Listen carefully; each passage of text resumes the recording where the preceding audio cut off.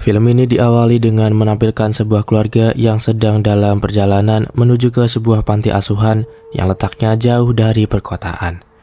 Perkenalkan, ini Hanif, Nadia, Dina, Sandi, dan Haki.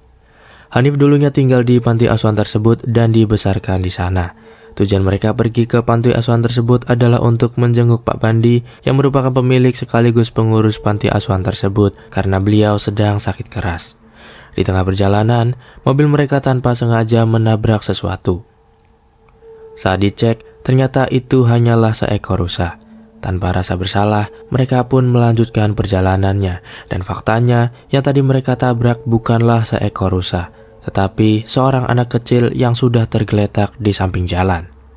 Singkat cerita, akhirnya mereka sampai di panti asuhan. Mereka pun disambut oleh sepasang suami istri bernama Maman dan Siti.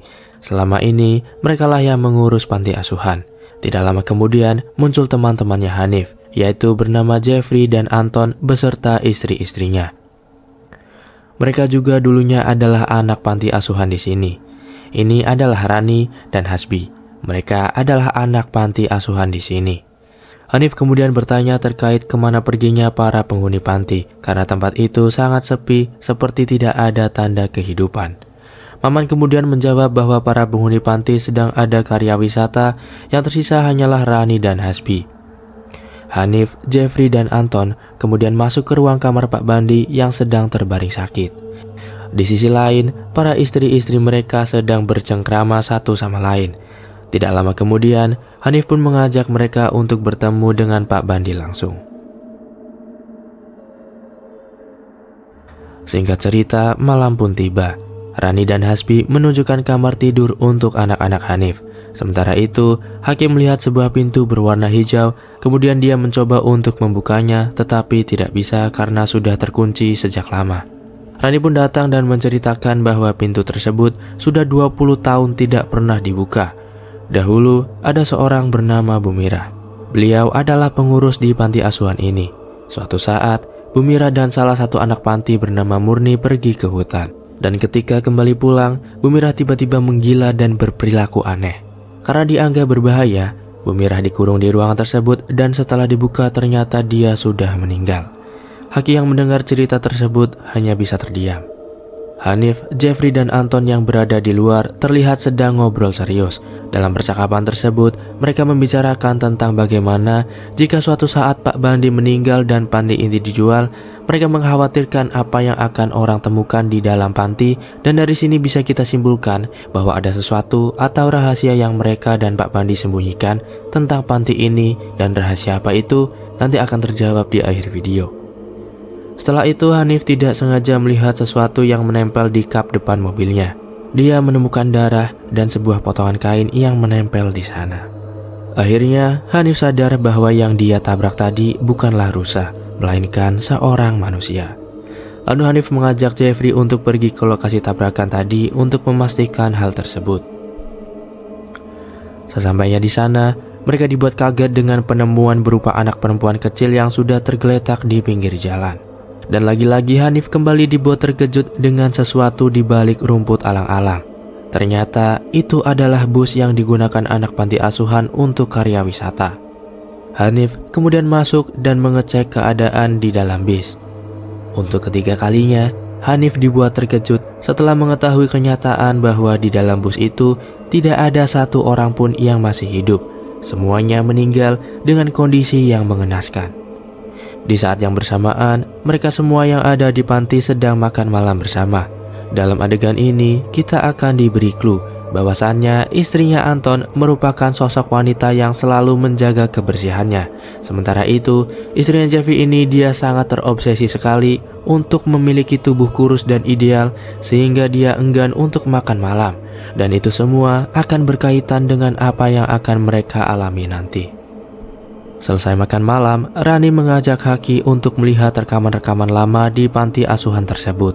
Di rekaman tersebut, dia melihat ayahnya waktu masih muda dan juga ada sosok Bumirah yang Rani ceritakan tadi. Terlihat kakinya pengkor sebelah. Konon katanya, kakinya pernah dipatahkan oleh orang tuanya. Entah untuk apa tujuannya. Di sisi lain, Hanif dan Jeffrey sudah tiba kembali di panti asuhan. Hanif lalu menyuruh Anton untuk melihat apa yang ada di kursi belakang. Ternyata itu adalah anak kecil yang dia tabrak tadi. Hanif dan Jeffrey pun menceritakan semuanya kepada Anton. Karena di sana tidak ada sinyal dan telepon panti juga tidak berfungsi, sehingga Anton memutuskan untuk pergi sendirian ke kantor polisi dan menunjukkan lokasi kecelakaan tersebut. Saat dia sudah berangkat, saya sudah bisa menebak apa yang akan terjadi kepada Anton. Tipikal film horor template pada umumnya. Ketika sebuah kelompok sedang ada masalah dan ada salah satu kelompok itu pergi sendirian, pasti akan terjadi sesuatu kepadanya. Dan benar saja, karena penasaran, dia pun menyempatkan mampir untuk melihat langsung TKP sebelum pergi ke kantor polisi. Anton kemudian masuk ke dalam bis itu dan melihat bahwa semua posisi korban sudah dalam posisi berdiri mengarah ke belakang. Tiba-tiba, pintu bus tertutup dengan sendirinya. Anton juga melihat seseorang yang menyeramkan sedang berdiri di luar ruangan. Saat Anton berjalan mundur, dia tidak sengaja menginjak sebutir telur dan isinya ternyata ada banyak sekali serangga. Saat Anton berbalik, tiba-tiba dia dikagetkan saat melihat anak-anak tersebut sudah berbalik arah. Tidak cukup sampai di situ, serangga tadi kemudian mengkerubuti tubuh Anton dan akhirnya Anton pun tewas mengenaskan. Di panti asuhan terlihat Hanif dan Nadia yang sedang merenung. Tiba-tiba seekor ayam hitam jatuh di belakang mereka persis. Sementara itu, di salah satu kamar terlihat istrinya Jeffrey mengajak bercumbu, tetapi Jeffrey menolak karena sedang ada banyak pikiran. Istrinya pun memutuskan untuk keluar kamar. Dia kemudian melihat buah dan pisau yang tergeletak di atas meja. Ia pun mengambilnya, dan saat berada di depan cermin terlihat hal yang mengejutkan, di mana dia terlihat gemuk dan berlemak di dalam cermin. Entah apa yang merasukinya. Dia pun kemudian memutuskan untuk menyayat lemak di perutnya dan hasilnya perut menjadi lebih langsing. Karena dagunya juga terlihat gemuk, dia pun memotongnya juga. Setelah dipotong, kini dia merasa terlihat lebih seksi dari sebelumnya. Namun faktanya, yang dia lihat ternyata hanyalah ilusi belaka. Saat Jeffrey datang, betapa kagetnya dia melihat istrinya sudah berlumuran darah. Hanif dan Nadia yang ada di sana kemudian membantunya dan memutuskan untuk membawa istrinya Jeffrey ke rumah sakit. Di saat bersamaan, istrinya Anton yang sedang ada di kamar sendirian juga mengalami hal aneh yang serupa. Saat sedang tiduran, tiba-tiba ada kelabang berjatuhan dari atas. Salah satu kelabang tersebut pun masuk ke dalam mulutnya. Dia kemudian keluar kamar sambil batuk-batuk. Mereka yang kebetulan akan membawa istrinya Jeffrey ke rumah sakit dibuat kaget saat melihat istrinya Anton memuntahkan darah dan kelabang dari dalam mulutnya. Akhirnya, mereka memutuskan untuk membawa istrinya Anton dan istrinya Jeffrey ke rumah sakit terdekat. Di tengah perjalanan, mereka mengalami hal aneh lainnya, di mana mobil yang mereka kendarai hanya berputar-putar di sana dan kembali ke jalan yang sama seperti mengalami time loop. Setelah itu, akhirnya Hanif buka suara tentang fenomena ini. Bahwasannya, kejadian time loop ini sudah pernah dialaminya 20 tahun yang lalu. Saat itu, ada kebakaran di salah satu kamar panti dan di dalamnya ada 3 anak perempuan yang menjadi korban. Sejak saat itu, mereka akhirnya tahu jika Bu Mirah yang merupakan pengurus panti telah mempraktikkan ilmu hitam dan menjadikan ketiga anak perempuan tersebut menjadi tumbal. Karena takut, Hanif, Jeffrey, dan Anton kecil berusaha kabur dari sana. Namun, mereka selalu berputar-putar sama halnya dengan apa yang mereka alami saat ini. Bu Mirah pun akhirnya dikurung di salah satu kamar panti selama beberapa waktu. Dan saat diperiksa, dia ternyata sudah meninggal. Pak Bandi kemudian menyuruh Hanif dan anak-anak lainnya menguburkan jasad Bu Mirah di bawah lantai kamar tersebut. Di saat bersamaan, anak-anak yang tinggal di panti ini juga mengalami teror serupa, di mana Hasbi tiba-tiba tidak bisa mengendalikan tubuhnya sehingga dia menstaples mulutnya sendiri. Kemudian, Haki yang saat itu diam-diam menonton rekaman panti sendirian, Haki langsung keluar dari ruangan tersebut lalu pergi ke ruangan yang lain yang ternyata sudah ada Hasbi di sana dengan keadaan mulut terstaples. Dan entah kenapa, tiba-tiba Hasbi menodongkan senapan ke arahnya. Terlihat tangan Hasbi seperti dikendalikan oleh sesuatu. Kemudian, tembakan tersebut untungnya hanya mengenai kaki. Hasbi kemudian kembali menodongkan senapan ke arah kepalanya. Dan yang terjadi, adegan berpindah ke tempat lain. Hanif dan kawan-kawan yang kembali ke panti kembali dibuat kaget dengan hilangnya Haki. Mereka kemudian mencari ke setiap ruangan tetapi tidak ketemu. Di saat yang bersamaan, Jeffrey yang sedang menjaga istrinya di mobil dibuat terkejut saat melihat istrinya tiba-tiba keluar dari mobil dan tengah terduduk di atas rumput. Ternyata dia sedang makan ulat bulu. Ketika dipanggil, untungnya istrinya segera sadar dan langsung pingsan. Sementara itu, di sisi lain, Nadia yang sedang mencari Haki di kamar Pak Bandi tidak sengaja menemukan sebuah kotak di bawah tempat tidurnya.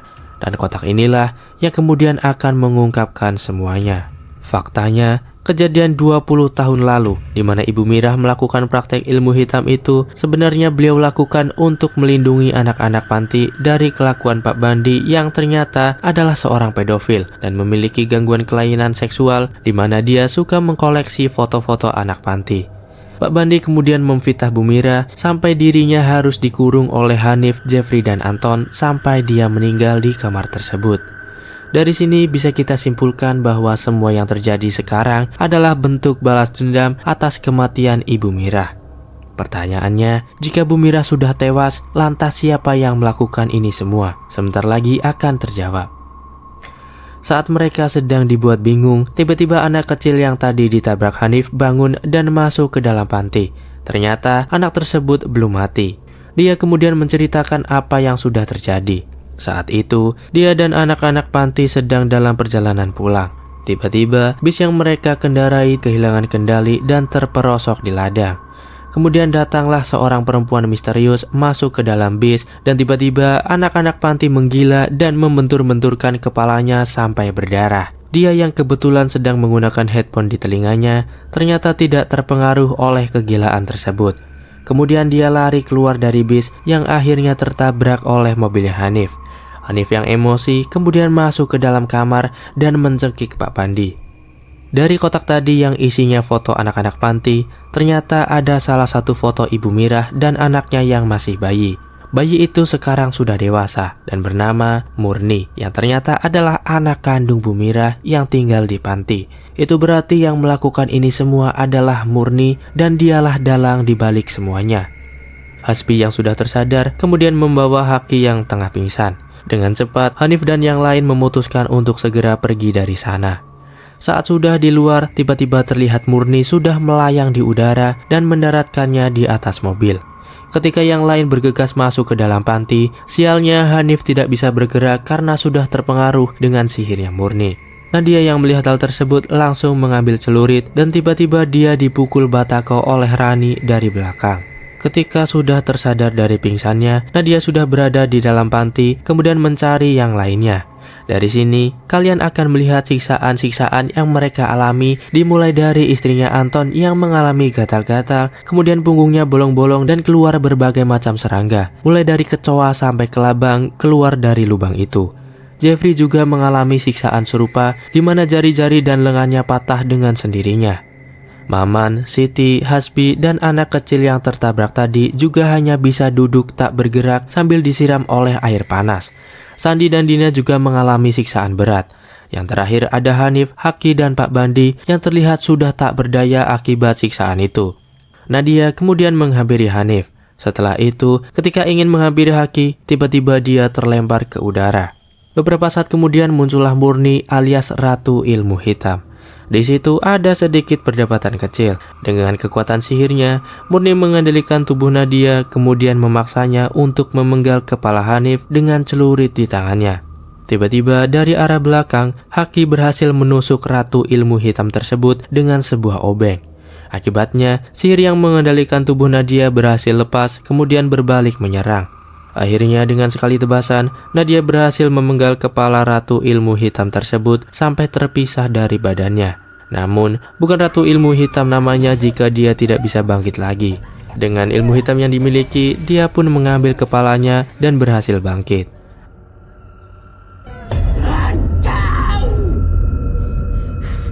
Jangan pergi, mati kalian! Melihat hal itu, Nadia dengan cepat langsung melemparkan sebuah lilin kepada Ratu Ilmu Hitam itu dan dengan cepat apinya membesar dan berhasil membakar tubuhnya. Mereka pun akhirnya bisa kabur dan Pak Bandi sendiri akhirnya mati.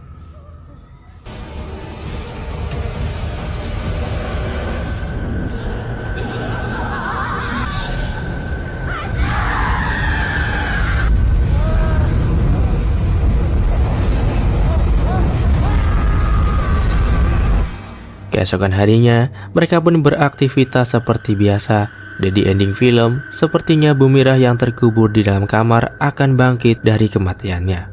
Dan film pun berakhir. Terima kasih sudah menonton. Sampai jumpa di video selanjutnya. Put your head on my shoulder.